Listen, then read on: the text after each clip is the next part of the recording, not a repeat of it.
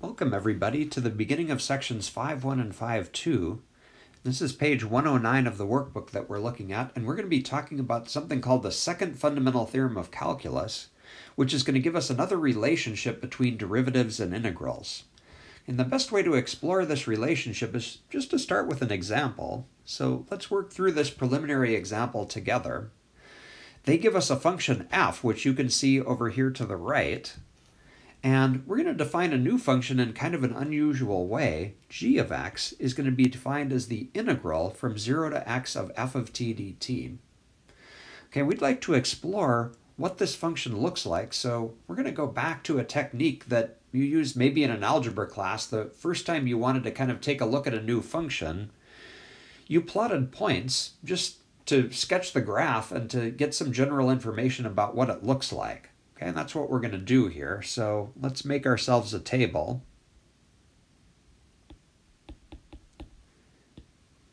X and g of x. Okay, and just to keep it relatively simple here, let's pick some nice values of x, some nice round numbers. So maybe 0, 1, 2, 3, and 4. Okay, and the thing to notice when we plug these numbers in is where are the x's in our function? The x is actually one of our limits of integration. So for example, when we plug 0 in, that 0 is going to go in the upper limit. And the thing that we actually need to calculate is the integral from 0 to 0 of f of t dt. But what does an integral represent?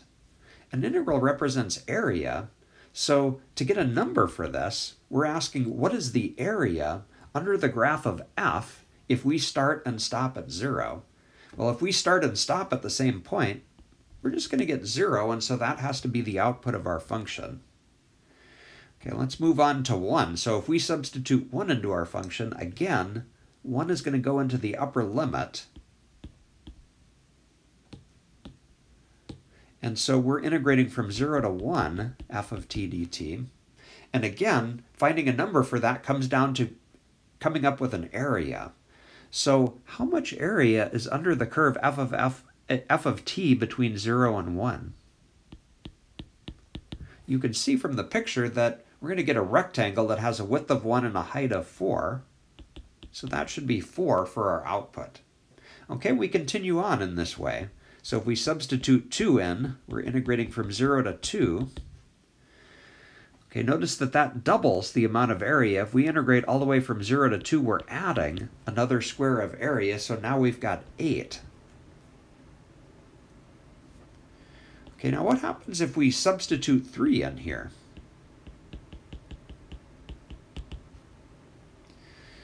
Okay, well, if we do that, get rid of that.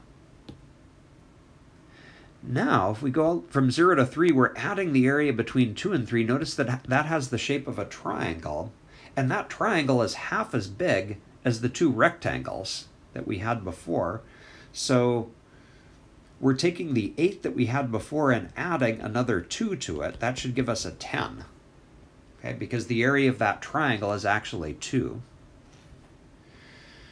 All right, and lastly, what happens if we substitute 4 into our function? Okay, well, here it's a little interesting because between 3 and 4 our function is negative, so the area goes below the x-axis, and so we're actually subtracting that last triangle.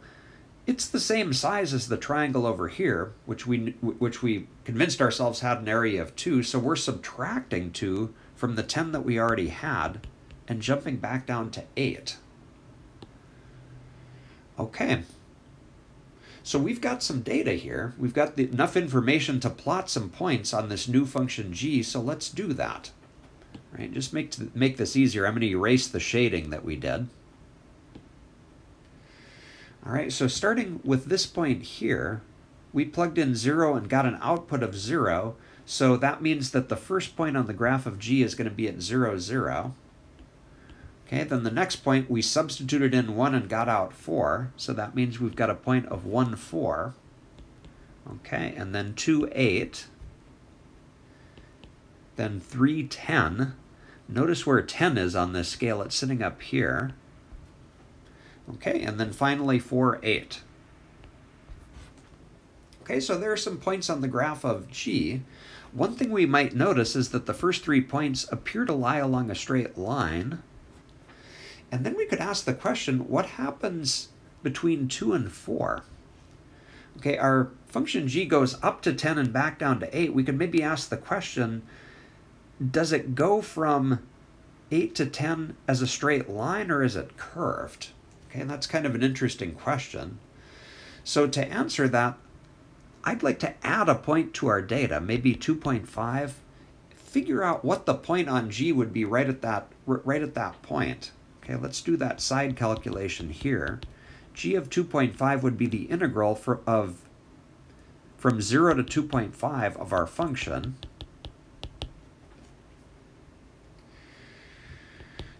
Okay, so if we actually wanted to do that calculation, we'd first have to integrate from 0 to 2, which is going to give us this area, which we already know is 8.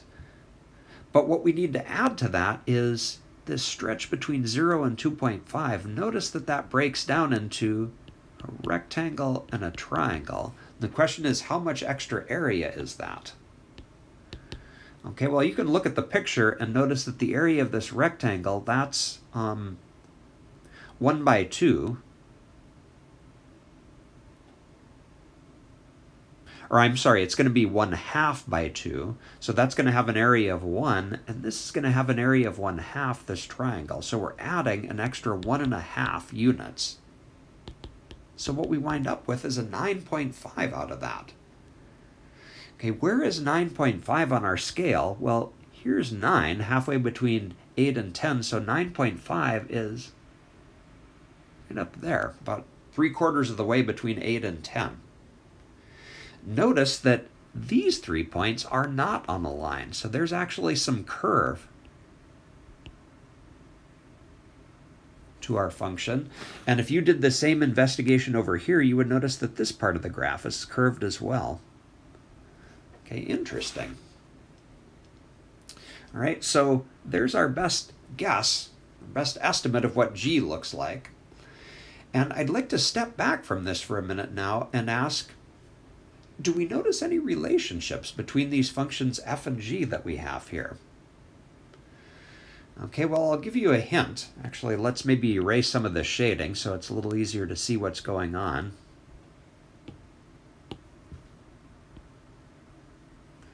Okay, so a relationship between f and g. I'll give you a hint here. What if you drew a tangent line at the function g right here at 3? There's a turnaround point. Notice that the slope is 0 there, and what's going on the function f at that same point? It crosses straight through the x-axis.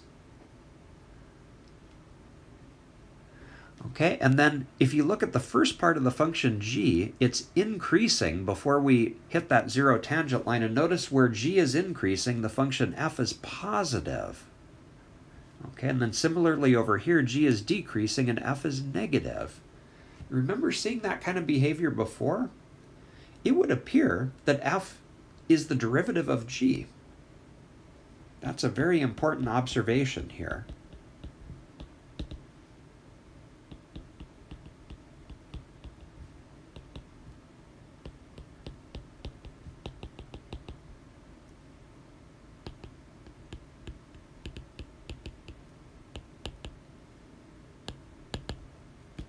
Okay, or another way to say this, it looks like the derivative of g is f. And we could turn that statement around and say that g appears to behave like an antiderivative of f. Okay, so this observation that we've made is what's called the second fundamental theorem of calculus. All right, so let's move down and just fill in this box. Okay, and the second fundamental theorem of calculus just restates the observation that we made in the example above. If we start with a continuous function f, and we define a new function a to be the integral from c to x of f of t, then that turns out to be the unique antiderivative of f that satisfies a of c equals 0. And we could turn the statement around and say that the derivative of a of x is f of x. That statement would look like this down here.